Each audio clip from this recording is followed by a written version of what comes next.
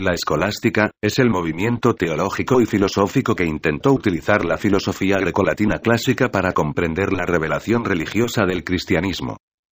La escolástica fue la corriente teológico-filosófica dominante del pensamiento medieval, tras la patrística de la antigüedad tardía, y se basó en la coordinación entre fe y razón, que en cualquier caso siempre suponía una clara subordinación de la razón a la fe. Dominó en las escuelas catedralicias y en los estudios generales que dieron lugar a las universidades medievales europeas, en especial entre mediados del siglo XI y mediados del XV. Su formación fue, sin embargo, heterogénea, ya que acogió en su seno corrientes filosóficas no solo grecolatinas, sino también árabes y judaicas. Esto causó en este movimiento una fundamental preocupación por consolidar y crear grandes sistemas sin contradicción interna que asimilasen toda la tradición filosófica antigua. Por otra parte, se ha señalado en la escolástica una excesiva dependencia del argumento de autoridad y el abandono de las ciencias y el empirismo. Pero la escolástica también es un método de trabajo intelectual. Todo pensamiento debía someterse al principio de autoridad, y la enseñanza se podía limitar en principio a la repetición o glosa de los textos antiguos, y sobre todo de la Biblia, la principal fuente de conocimiento, pues representa la revelación divina.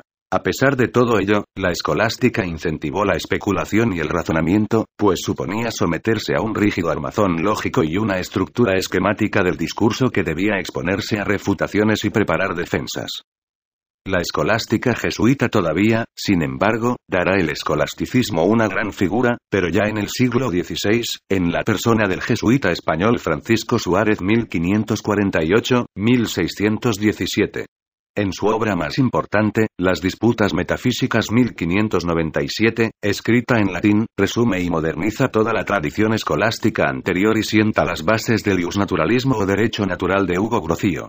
Su obra, fecunda en inspiraciones ulteriores, fue muy influyente a lo largo del siglo XVII y todavía se pueden encontrar ecos de ella en Hegel e incluso en Heidegger.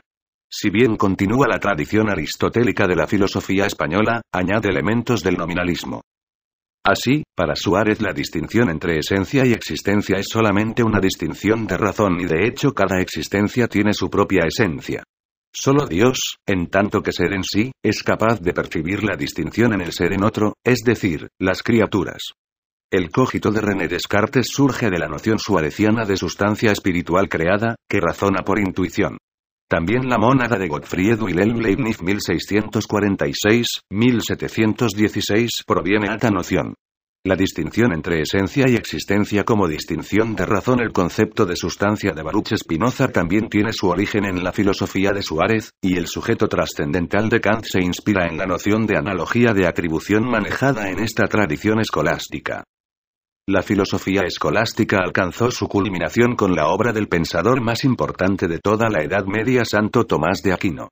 Por primera vez la razón parecía librarse de su servicio al dogma cristiano y alcanzaba de forma neutral el problema del ser, el universo o el conocimiento humano.